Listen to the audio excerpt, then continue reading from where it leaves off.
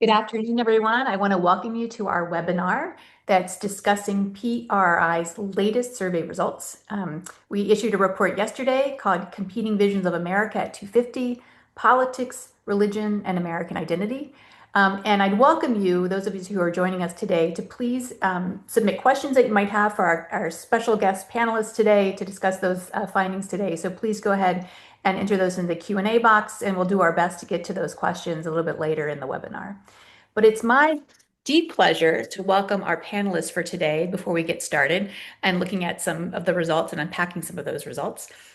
We're delighted to be joined by two of PRRI's senior democracy fellows. And our fellows programs brings together leading scholars and knowledge producers who are addressing the threat of white Christian nationalism and offering an alternative cultural and religious vision that supports a multiracial, multi-faith democracy. Before I introduce those fellows, I'd like to introduce Robert P. Jones. Robert P. Jones is the president and founder of Public Religion Research Institute and a New York Times bestselling author. His latest book, Backslide, Redeeming, all of the total long, part of the title in here, Robbie, Reclaiming a Faith and a Nation After the Christian Turn Against Democracy, will be available in early November. We're excited to be reading that book. I think it's going to be a very important book and an important contribution. He's also the author of The Hidden Roots of White Supremacy and the Path to a Shared American Future, White Too Long, The Legacy of White Supremacy in American Christianity, which won a 2021 American Book Award, and The End of White Christian America, which won the 2019 Grawemeyer Award in Religion. He also regularly comments on politics, culture, and religion, and writes the popular Redeeming Democracy Substack. And for those of you who are here through Robbie's work on the Substack, welcome. We're glad you're joining us today. I'd next like to turn to the Reverend Canon Kelly Brown Douglas. She is currently a visiting professor of theology at Harvard Divinity School.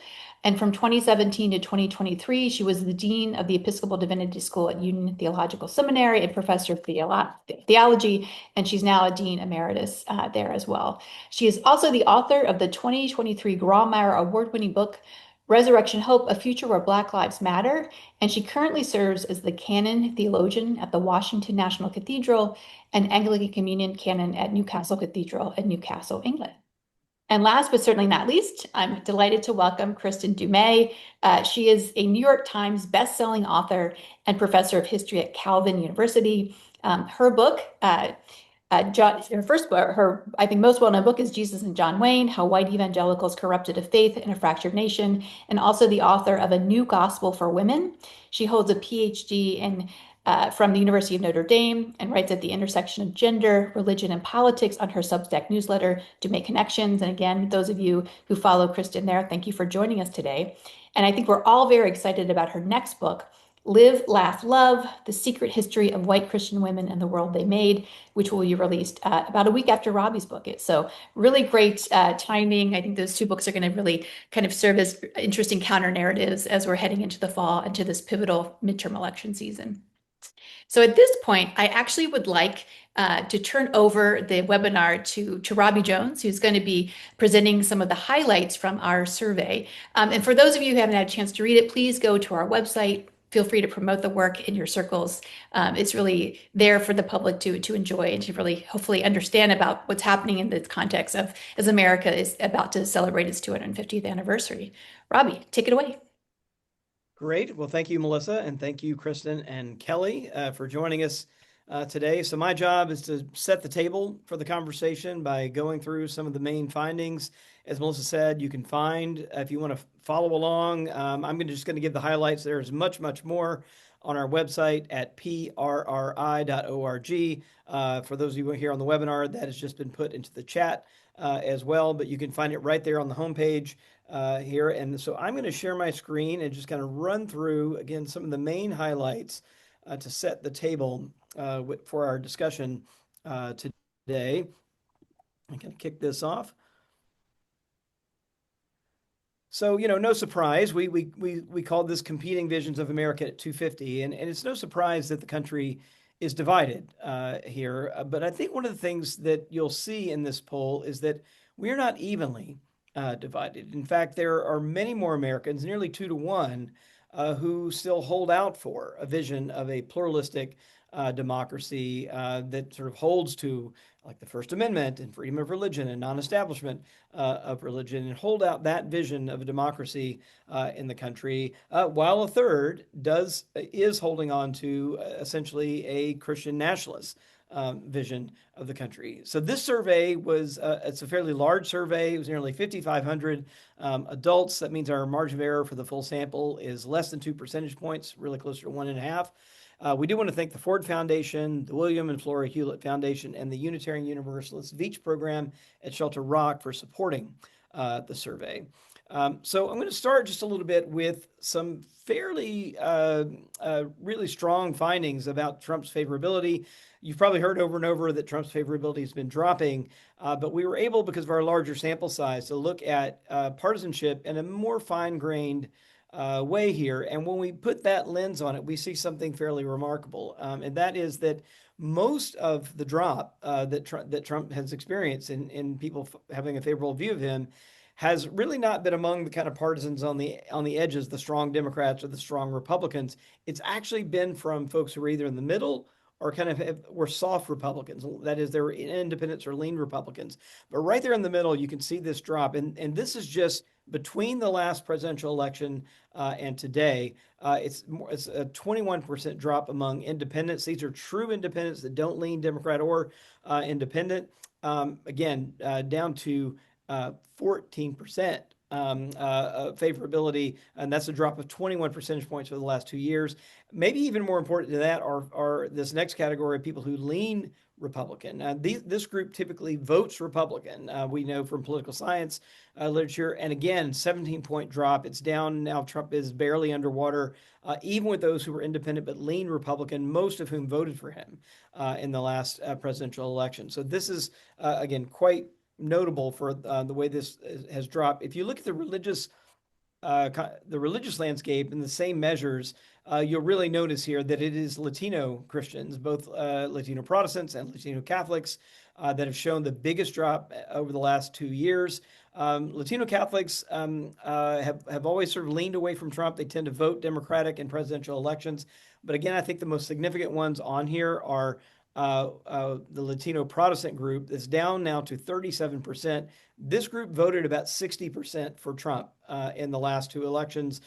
Pretty much, well, actually the last 3, every time he's been on the ballot, they've dropped 14 percentage points, now down to only 37% favorability. You can see the real outlier here right in the middle. White evangelicals have dropped a little bit, but it shows you just how much they've been behind President Trump, that even after dropping 5 points, they are still 2/3 supportive of him at 67%.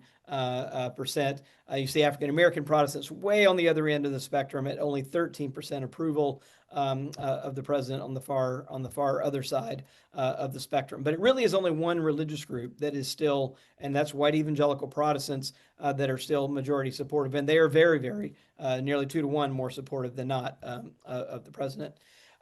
We asked another question we've been asking for a little while here about whether Trump is potentially a dangerous dictator whose power should be limited before he destroys American democracy. We actually asked people to pick between 2 statements, and the other statement said, no, he's a strong leader, should be given the power he needs to make America great again.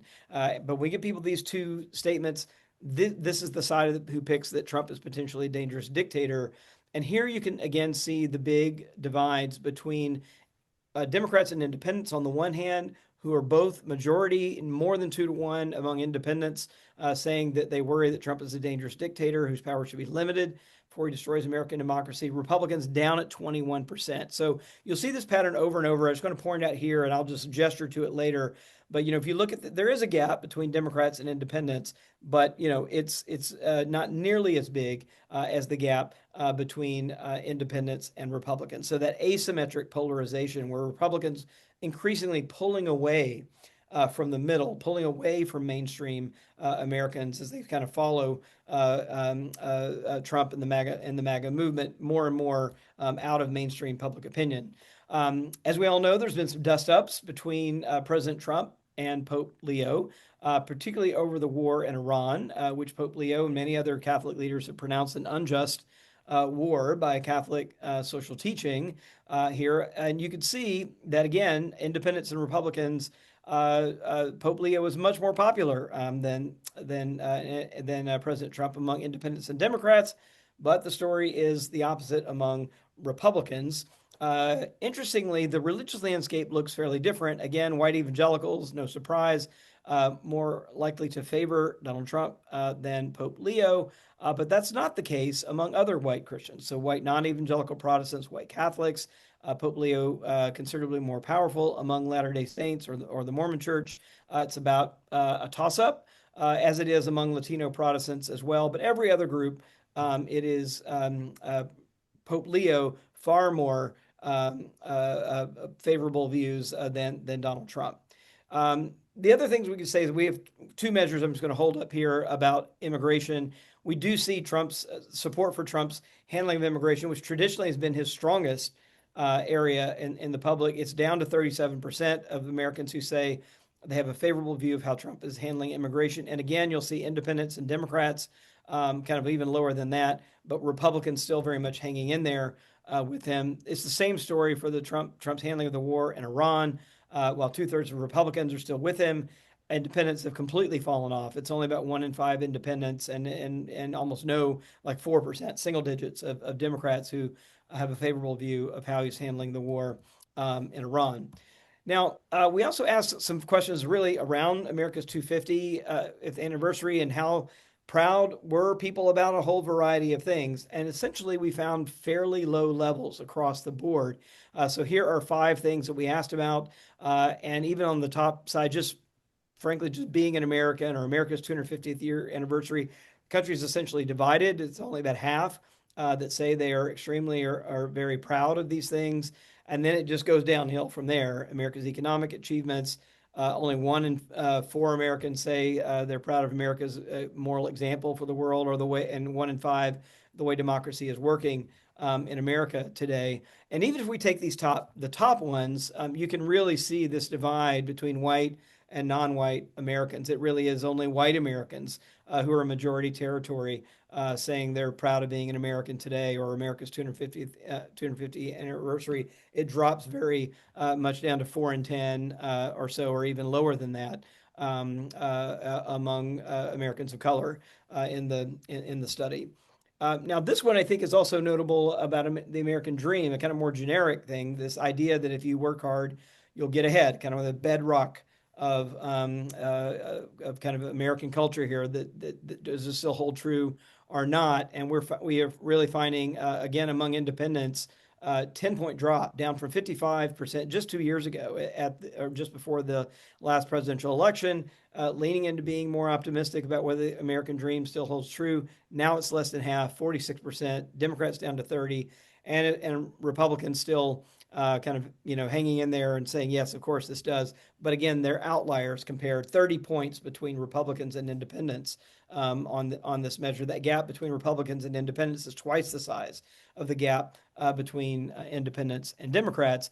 And then we see this, which I think tells its own story about generations.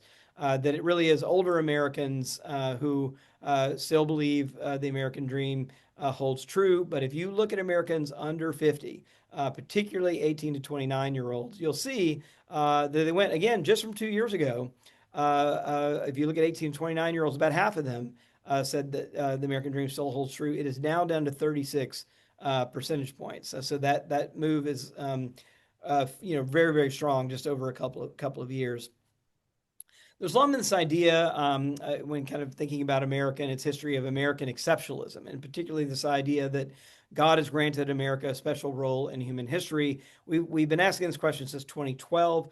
Back in 2012, you look all the way to the left-hand side of the chart, it's majorities across the board, Republicans, Independents, Democrats. Republicans are certainly higher in 2012, but all partisans leaning that direction. Americans as a whole, 62%.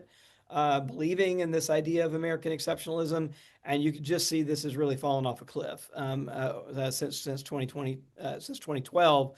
Today, it really is only Republicans who haven't really shifted that much, but and independents, Democrats really sliding down well below majority support, no longer sort of thinking of this kind of American exceptionalism as part of the American identity today. And then this one, I think, does ring some alarm bells. We see today that in our current environment, that it is 2/3 of the country that says that if you give a choice between saying we're in real danger of losing important democratic rights and freedoms we've had in this country, or no, these rights and freedoms will remain protected in the future, there is very little confidence that the democratic rights and freedoms we have will be protected. It's only about 3 in 10, 2 to 1 say that they're in danger. We're in danger of losing our democratic rights and freedoms. In fact, on this measure, we actually get Republicans essentially divided on this question. But and again, independents and Democrats overwhelmingly saying this. And then if you look at the religious landscape here, white Christians certainly lower here, but still a majority worried about losing our rights and freedoms. Christians of color even stronger. Non-Christians, unaffiliated, even stronger. And then you can see also the real worries about between those who are adherents or sympathizers of Christian nationalism versus those who are skeptics and rejectors. Skeptics and rejectors much more worried about losing our democratic rights and freedoms.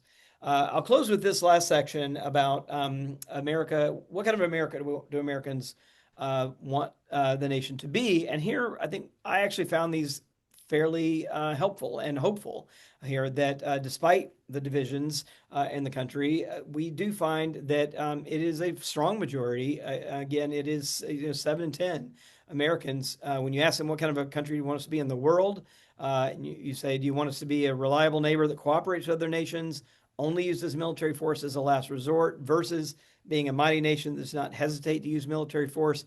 2 to 1, Americans pick the first option. That is true for both independents and Democrats. It is not true of Republicans. We have a slim majority actually lean the other way that would prefer America to be this more belligerent nation in the world. But again, it's most of the country that really wants the U.S. to be something like a good neighbor nation to others. Here also on pluralism and racial diversity. Overall, the country, despite these kind of efforts, I think, by the current Trump administration to have immigration policies that target people of color, refugee policies that target people of color, in fact, put white Afrikaners at the front of the line, we still see the people saying, no, actually, we'd rather live in a country where we have religious pluralism, we have racial and ethnic pluralism. So more Americans than not really want to live in a country where we have a wide variety of religions, and people from all over the world see that as a strength, and it's a kind of country that people really want to live in. You can see this divide here again, particularly on religious pluralism, that the Republican Party really has embraced this Christian nationalist vision here. So even when we give a question like this, while Democrats and independents say they want to live in a religiously pluralistic country, we really do have 6 in 10 Republicans saying, no, actually, we'd rather live in a country that's made up of people who primarily follow the Christian faith. And so with that, I will land the plane there on the data, and I will turn it over to Kristin. So Kristin. Great. Thank you so much, Robbie and Melissa, and for the work that you've put into this survey, which is clarifying on so many levels. So I'm here not as a social scientist, but as a historian. So disclaimer right up front. But around a decade ago, when I first started sharing some of my historical research in public-facing ways, within weeks, I started hearing from social scientists saying, you know what, we have data for that. And so from different methodologies, we were tracking some of the same developments. So what I'm going to do today is flesh out some of these findings, particularly with respect to my area of research, which is white evangelicals and then white Christians more broadly. And as Robbie has already so clearly stated, white evangelicals are outliers here. And so this is not the majority of the population, but it is an important demographic to understand when we look at these competing visions of American democracy and of American identity. So first, there were not many surprises here at all. Just looking at some of the questions that were asked, favorability of Pope Leo, for example, white evangelicals not a fan, much prefer Donald Trump in terms of favorability to the Pope. And I will say that in recent weeks, I have been getting a lot of interview requests from the international media, particularly European reporters. And many have asked me about this, but have assumed, wouldn't evangelicals, as serious Christians, be upset at Trump and Vance taking on the Pope? And I said, no, not at all. They're very comfortable with this. And if you know anything about white evangelical history, kind of suspicion of and even an animosity towards Catholics has a long history, patched over somewhat, particularly at higher levels from a common political alliance, but still that distrust is there. And so many white evangelicals were very comfortable with that kind of criticism that aligned with their political values and cultural agenda. Same goes with views on Trump's handling of immigration. No surprises there. And here too, to flesh this out, even though, Bible-believing Christians, conservative evangelicals, even though there are many Bible verses about welcoming the stranger and the foreigner and loving one's neighbor and so on, there has been a powerful kind of counter discourse developing for a very long time and really coming to a head in recent years, trying to depict some of this love of neighbor, especially when it crosses racial and ethnic and national lines, as toxic, the sin of empathy, toxic empathy, right? So really trying to push back against certain biblical Christian teachings that would, shape one's views of immigration in a more positive manner, and instead leading with a kind of us versus them, that these foreigners, immigrants, are a threat to American Christians and to the American way of life. With the war in Iran, here too, we see white evangelicals as outliers being quite favorable about Trump's leadership in that war and how that war is going, and their views on foreign policy generally, strong leadership, coercive leadership, right? War rather than cooperation. All of this is borne out in the rhetoric that you will hear, high levels of comfort with a kind of strongman leadership model, both in terms of domestic policy and achieving their ends and globally. Again, this us versus them, we are against the world and we will use whatever means necessary to accomplish our purposes, which align with God's purposes.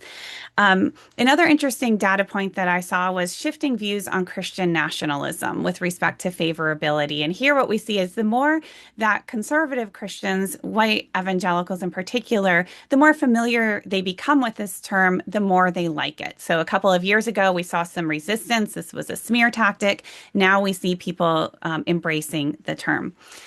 Finally, I want to talk just a little bit about these competing visions for democracy and understand how views of democracy and the threat to democracy relate to views of Christian nation and American identity.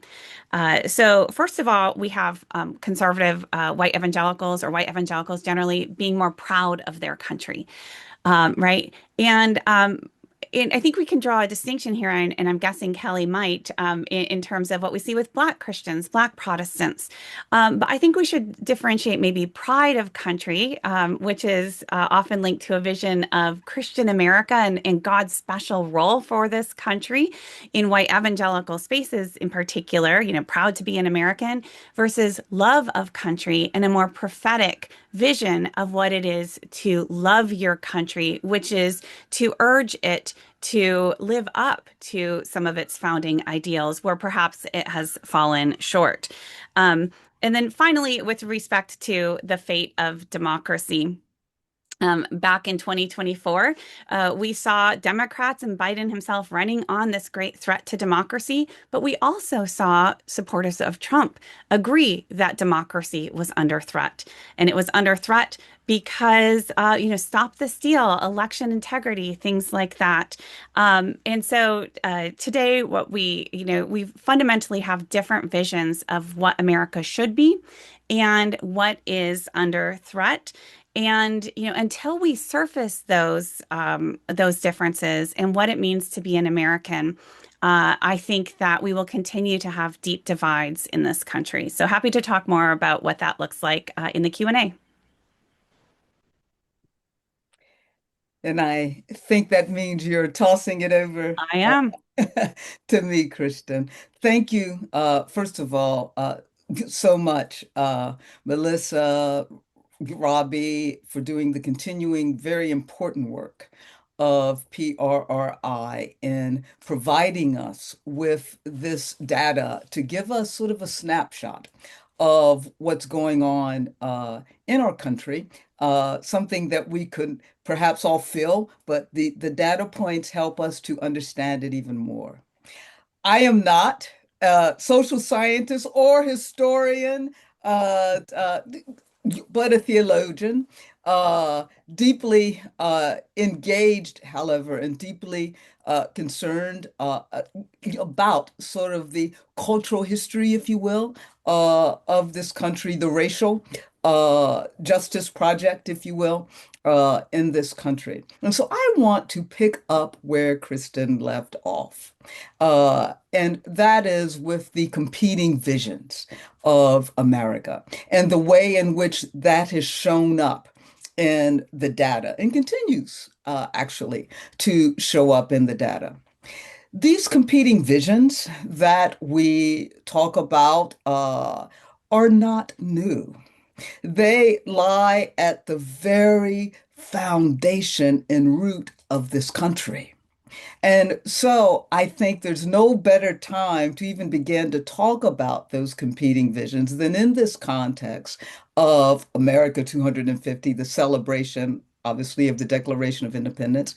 And we're having this conversation a day before Juneteenth, June 19th, and the June 19th proclamation where General George Granger went down to Galveston, Texas, and announced proclamation number 3 that indeed all slaves were free. That took place in 1863, or excuse me, 1865. The Emancipation Proclamation was 1863. 161 years after the Declaration of Independence. Now, why am I talking about this in this context? Because what that surfaces, right, is the sort of dual, if you will, visions that have always been true of America. And even more starkly, we can talk about that in relationship to 1776, when the Declaration of Independence was signed. Still, a fifth of the American population was enslaved, right? Meant for over 40 of the signers of that declaration were indeed slave owners, right? And when they say in that declaration, all men, they really mean men. They mean propertied white men. And so what we find is that it's not simply a vision of freedom for a nation. There's also underneath this who has access to that freedom. It is also a statement about citizenship. Who can be a citizen in this country? And we know today that is still being contested. So that has always long been these two, if you will, Kristin and others, these two competing visions, if you will, that lie at the very root of our nation. Sometimes one vision seems to take more priority, if you will, or has more momentum than the other vision, right? And those things sort of go back and forth. But what we are learning in this from this data And also, what we know because of the way our country has moved is that the vision, that sort of majority vision, seems to be that vision of a nation that will indeed promote freedom and justice for all, citizenship for all, not defined by a gentried, propertied white male class.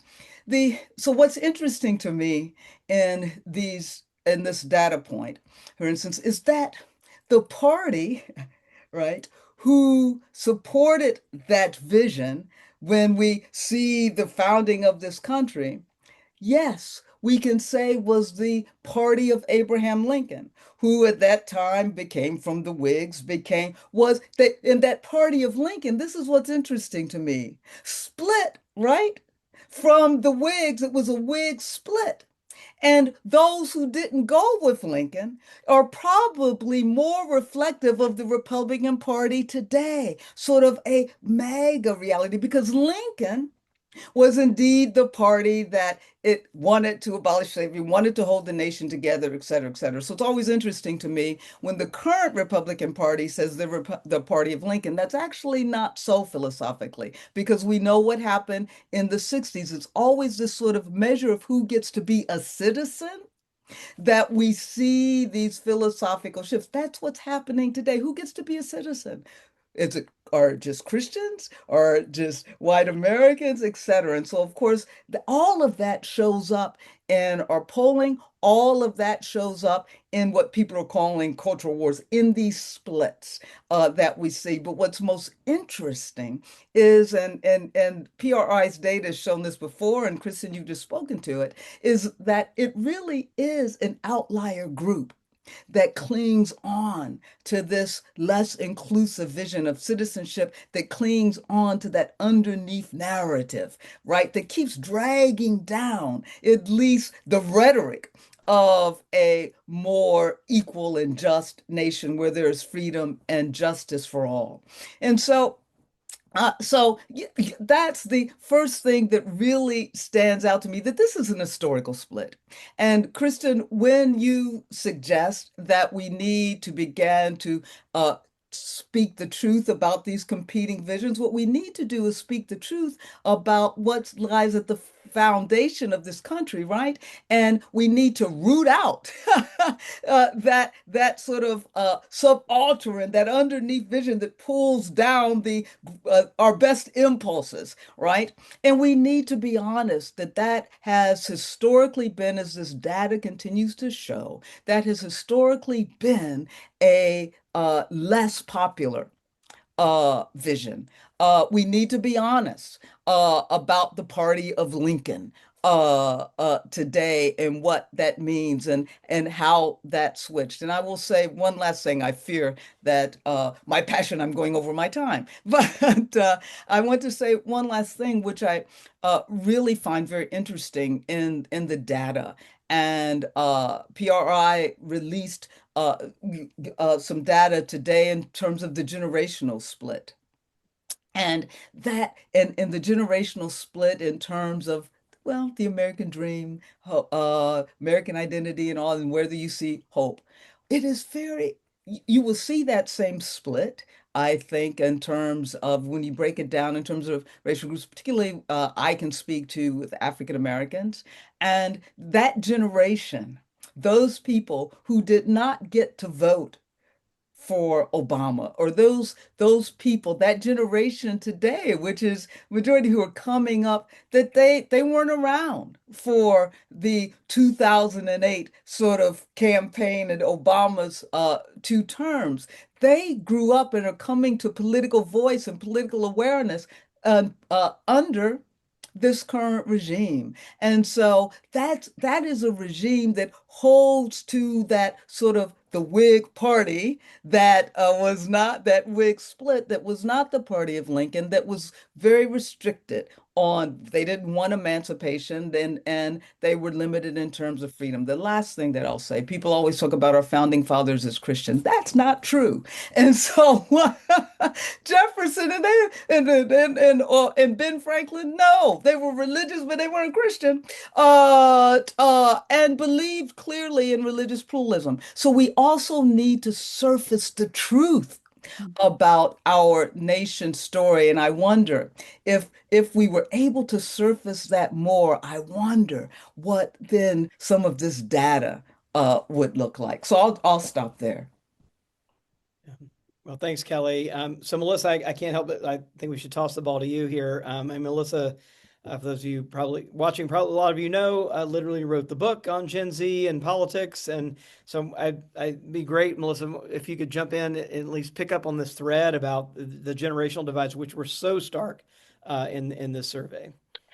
Yeah, no, I'm happy to do that. Thank you, Kelly, for noting that too. I've been tracking for a long time what Gen Z feels about lots of things in American politics, and one of the things that we really saw in the data is really a crash in belief, as Robbie pointed out, in the American dream. Even at the beginning of, looking back to 2024 when Trump was elected, about half of young people said, "Well, I think if you work hard, you'll get ahead." That's really cratered to about 35%. That's a pretty deep divide in less than a year, roughly, a year and a half into this administration. I think it's reflective of the fact that, their day-to-day lives, their needs are not being met by government. They're not being met by civil society. There's great anxiety about what AI is going to be offering us in terms of the future, both in terms of maybe a lack of job opportunities, a lack of a living wage, a lack of sort of connection with other people. And so I think we have a lot of work to do as a society to really shore up the promise of democracy among Gen Z. The other thing that was really noticeable, we have this a series of measures where we ask about essentially what is really truly essential to be an American. This kind of, if you look at the end of our report, these traits of being truly American. And one thing that does unite the country is I'm always trying to look for ways of thinking some positive news from a survey that finds a lot of deeply disturbing things. But so we asked Americans, do you think believing in individual freedom, such as freedom of speech, believing in the Constitution, believing in the Declaration of Independence, respecting American political institutions and laws, strong majorities of Americans, like I'm talking like 80, 90%, very high majorities support that. But we found with respect to younger people, a significant decrease in there. So still majorities, but you're looking at like a 20 to 25 point gap compared to older generations of Americans. And so I think sometimes there's an assumption that once Trump leaves office, right, we might return to a new normal. But as Kelly duly noted, normal for Gen Z is really Donald Trump's presidency. That's really the frame of reference that they have. And as someone who's studied generational influences in politics, those formative years when you're a young adult often kind of get baked into your philosophy about government. And so I think that's something that as a society, we need to really try to consider how we, in fact, equip younger people with the important civic tools that I think, that is a hallmark of our democracy. So you can't just assume it's all going to go back to normal. So it's something that we definitely need, I think, to be paying attention to. Well, I can't resist. I'm going to do a little audible here. So I'm in Mississippi right now, my hometown in Jackson, Mississippi. And Kelly, you're saying this is not new. What we're seeing here. Here we are looking at Juneteenth, right? That has just been named a federal holiday. Just a couple of years ago, and which our president, by the way, ignored last year. When it came around. So we'll see what happens, this year at our 250th, whether we get any kind of proclamation out of this White House on that. And I got a tour of what was the Federal Circuit Court here in Jackson, Mississippi. I'm going to share my screen real quickly, and I'm just going to give you kind of one little note here. This mural, it was on the wall let's see. Oh, I think it's not going to share quite right. Anyway, I'll describe it to you. But essentially, this is the Federal Circuit Court here in Jackson, Mississippi. And behind the judge, like all the way across the wall, was a WPAA-funded mural that said Pursuits of Life in Mississippi. Now, you can imagine. And what they had was on one side, African Americans. And what were they doing? They were literally picking cotton and playing the banjo. And then you had a white family standing in the middle, presided over by a very plantation ownerish looking man and a minister. And then on the right side was industry, and it was all white people in industry and productivity and all of that. And this was the image, right? They was put up there in 1938 and stayed in that courtroom until the 60s when it was finally covered with a curtain. But I mean, yeah, this is not new. This idea of a democracy and freedom for everyone. I mean, most political scientists that are like looking at global democracies today only see America as entering anything close to democracy post 1965. Right? And that's worth remembering to us that in some ways there's not a long history to go back to, right? We were just getting a toehold on what a full pluralistic democracy meant in this country, and then we're seeing a full-scale attack on that very vision, in these days that we're currently living through. So with that, I don't know if you want to say anything back to that, and then we'll turn it over and get some questions from the reviewers. Yeah, I just did want, very, oh, sorry, I did want to build on what both of you two have said, and then Kelly, you might want to follow that up. And actually, Melissa, too, your point, and I hate to kind of rain on your parade of finding hope, like where we have it. The vast majority of Americans believe in the Constitution, in individual freedoms and laws, and so on. So, that's very good. But what they mean by that is rooted in this competing understanding of our nation's founding, exactly what Kelly was talking about, and Robert, what you were seeing kind of portrayed in this work of art. And just as an example, if you look at those who would be categorized as Christian nationalists today, right, a strong belief in Christian America and that the country was founded as a Christian nation. Some would even go so far as to say the founding documents were directly inspired by God, the Constitution inspired by God, which means when they talk about the rights guaranteed in the Constitution, they only mean rights that align with their understanding of God's law, right? So a very different understanding of which rights are protected, which freedoms, whose freedoms are protected, and has God ordained us to live in a hierarchical society in terms of gender, in terms of race, even? Or when we mean individual freedoms, do we mean what most Americans think, which is an egalitarian model of democracy, right? These are some of those tensions that are hidden if we just talk about Constitution or rights or freedom. But if you dig beneath the surface just a little bit, that's where you can see these competing visions. you know, thank you, Kristen. And I'll just be brief. Yes, agree with that and appreciate. Again, we just continually have to dig down to even ask, as I often say, the second and third question about what this signals. But picking up again, even on what Robbie just said, yes, indeed. It many have said, and I will support that it would be in 1965 with the Voting Rights Act and the other measures that came through the civil rights movement, in which we find this nation moving closest or closer toward a democracy that was envisioned, even if it was an accidental vision, but that was envisioned in terms of what it means to be a nation where there is freedom and justice for all. But what we also know is that there are always periods of, if you will, what we call backlash, right? It's always this sort of Sisyphean journey. Push your little rock up the hill and it falls back down. And the measure of that typically is the measure of Black progress, because we know that sort of this white-Black dynamic of this racialized narrative in America, the racialized vision in America. So as Black people progress, then we get this retrenchment.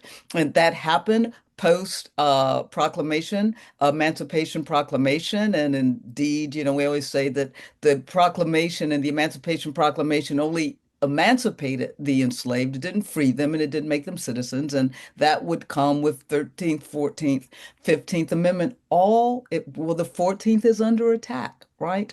Today, we'll see what the court says. Hopefully, it will uphold what was in those Reconstruction Amendments. And we saw the backlash after 1965, and now we've seen the backlash, a proportionate Black backlash to Obama in the White House.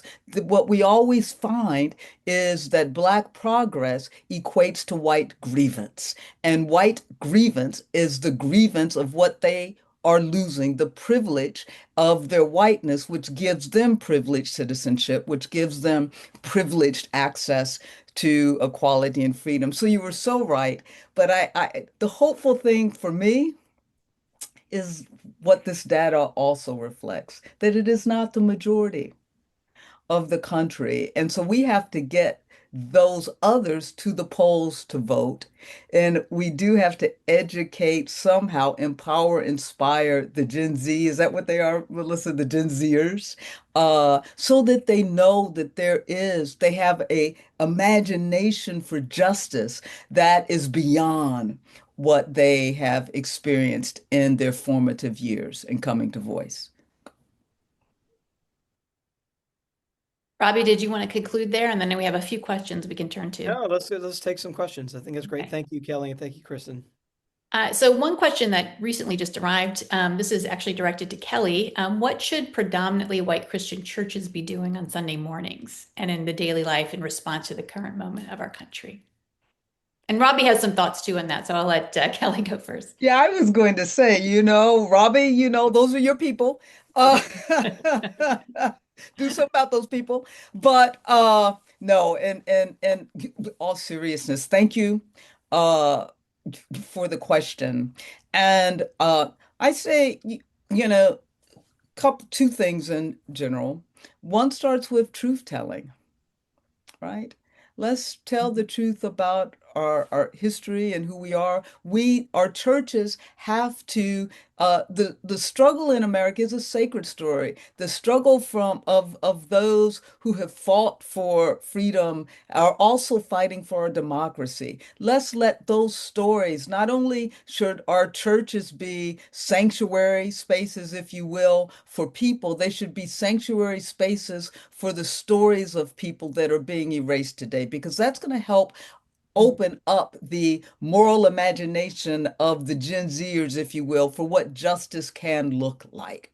I also say that, we tell the truth, we reclaim the truth of the gospel as Christians, right? You're talking about Christian churches. And I often say that Jesus was not crucified because he prayed too much or because he loved and sanctioned what was going on with the powers of his day. That was not what got him crucified. So let's begin again to tell the story of the one that was crucified and speak the truth about that story, no matter how uncomfortable it may make us. And so I'll stop there. There's so much more that can be said, but I think I'll stop there and turn it over to Robbie, who's doing this work in white churches.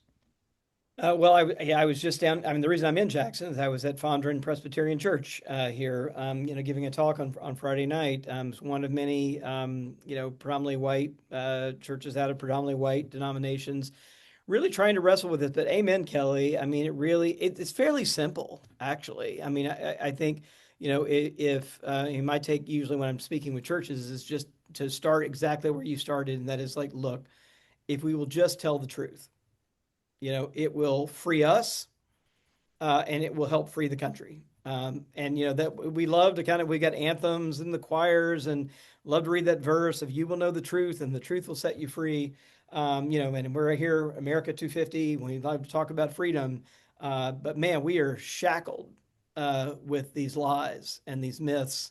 And I think there is a real chance, to throw them off, right? And to live into a different promise, both in our churches. I mean, the subtitle, yeah, my book's called Backslide, right? It's about like the way that we've backslidden in our democracy and backslidden in our faith, those who are Christian, and a call to kind of do something different. But I think it really is as simple that having the courage to tell the truth, which is not simple in these days.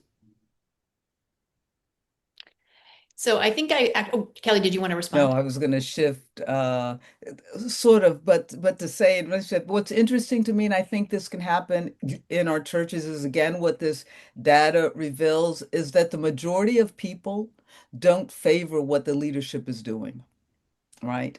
And so, how do we in our churches make sure that that majority doesn't give in to despair?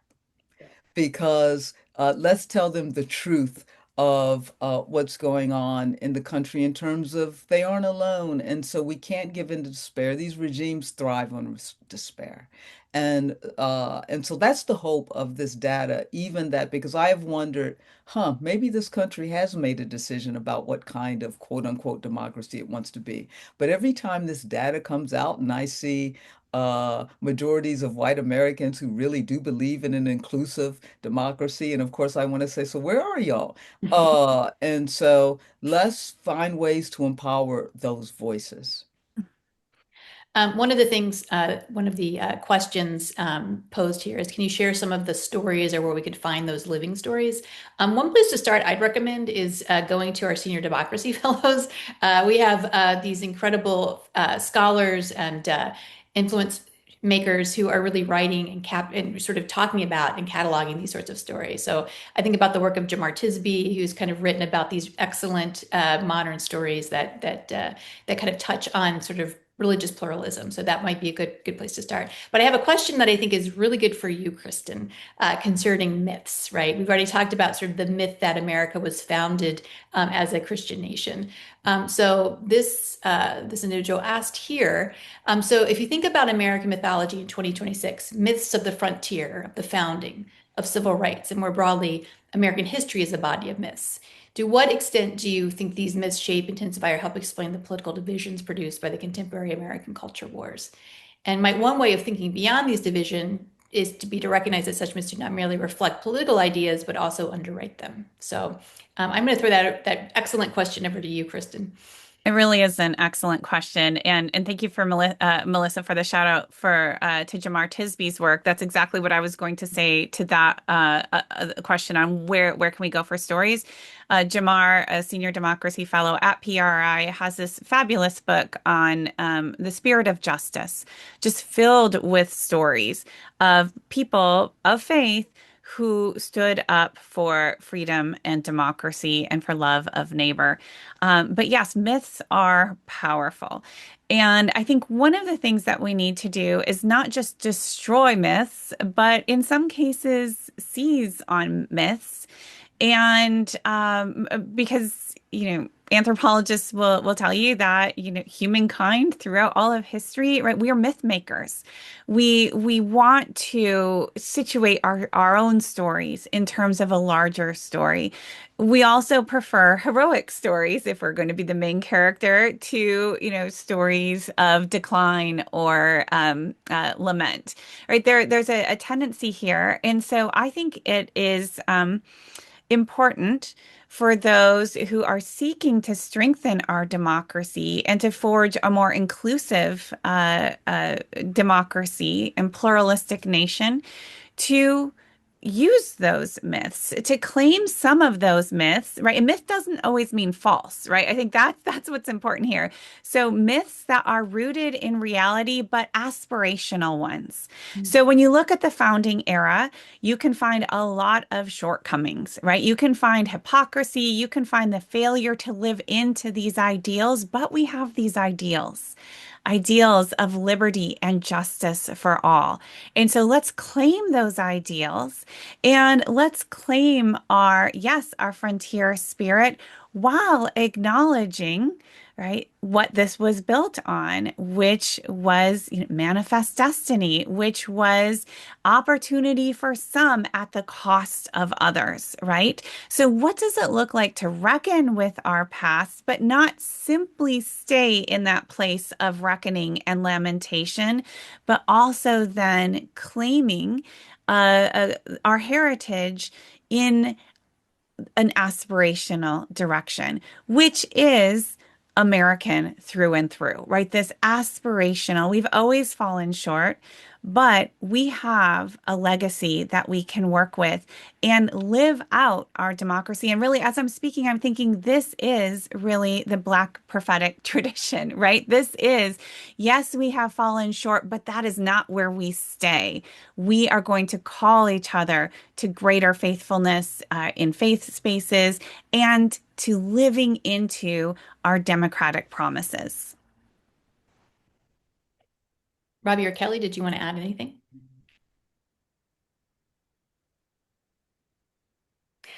I'm going to take the host prerogative here and ask a question. Oh Can yeah, I Kelly, say please one do. thing? Yes, of course. That the greatest myth that needs, sometimes we have to break these myths, if you will. And the greatest myth that I think is controlling our culture right now is that the only way a democracy functions is if someone loses, right? And so there is this, that's what white grievance is built on, this zero-sum game. If they get some freedom, then we lose this.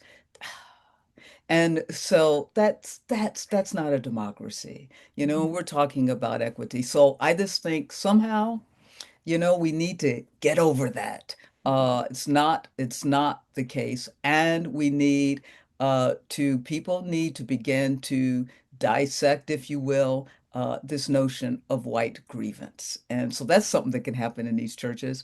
White people can do, what are you grieving? Someone asked me once, oh, but white grievance. I said, I'm supposed to be sympathetic to that. The question is, what are you grieving? And what they're grieving is loss, which is based on a myth that whatever you get, that means it's going to be taken away from me. So the question that I wanted to pose both to Kristin and Kelly, I think you'll have a lot to say about this is, we've talked really about sort of the backlash when it comes to racial equality. We see the decisions by the Supreme Court, we see what this administration is doing, but I also think a lot about the backlash when it comes to gender and gender equality. And so I'm just sort of curious your thoughts as we're heading into 250, thinking about the role of gender in helping us understand and unpack where we are now. So I'll go to Kristin first and maybe Kelly. Oof, yes. We didn't have, gender specific questions in this survey, but I know PRI has done some excellent work on this. And I think one of the most telling questions is, whether this country has become too soft and feminine, right? Then you can kind of extrapolate from that and take that in various directions. But here too, I love what Kelly just said about, what are you grieving? And so much of this division happens on a rhetorical plane, right? This is in social media. This is in echo chambers.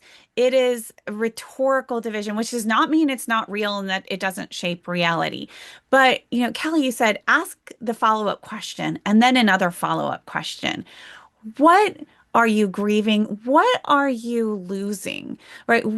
This is not a zero-sum game. We know that communities flourish when all are doing well. And when there is not deprivation or oppression, it is good for even those who perceive that they have much to lose, right? And if you look at earlier data too, in terms of markers for likelihood to vote for Trump or embrace MAGA politics, it was not, economic status, but status anxiety, right? Those who felt that they had something to lose in a more equitable society. But what is really, right? This is not a zero-sum game. I mean, I'm just returning from my hometown, a small town, Iowa. So, Robbie, you're in your hometown, and I just came back from a very small town in Iowa, which has seen since I left a huge influx of Hispanic population and absolutely for the better. The town is flourishing. The restaurant scene is 100% better now.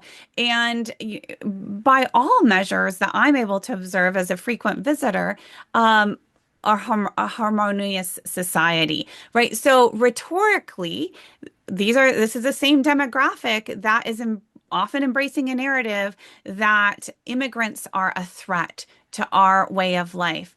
On the ground, day to day, in your own interactions with people in the grocery store, right, in line at the post office, is that true?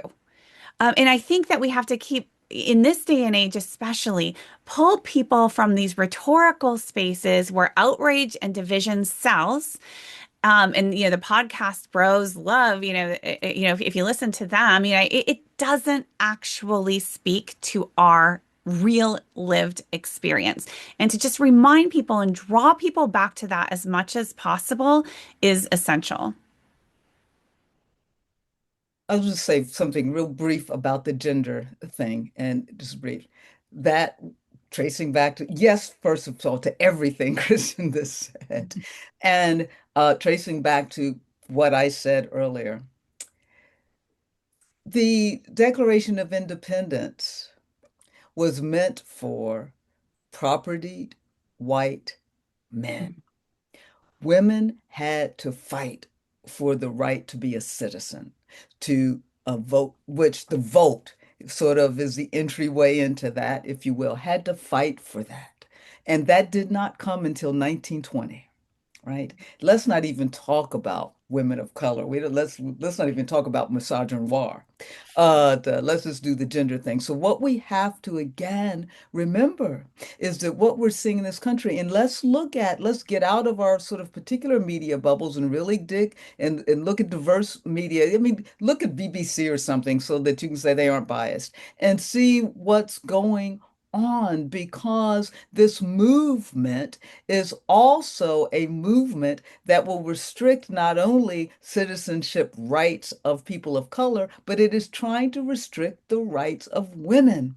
And that is the narrative that I was talking about that has always been a part of our founding, right? And so, that women were not included in that vision. So very good question, Melissa. That's a whole different conversation, but I think we have to keep in mind, women better be aware that gender, it didn't even matter if you were white. Gender was indeed always a factor, and women were not originally included in the narrative for freedom and citizenship.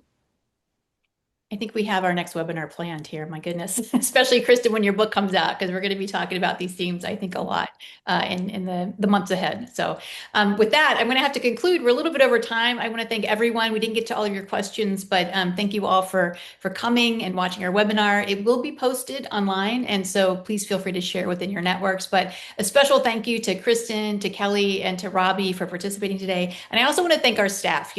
I know that Kelly and Kristin talk about Melissa and Robbie doing this, but really, we have a really talented research team and comm staff. So I want to thank them all for the hard work that they put into this really great report. And So thank you all very much. Oh, Robbie, one last thing. Before we jump off, Kelly, can you give us a quick preview of Juneteenth? Something Oh, going yeah. on just on the Oh, way out. yes.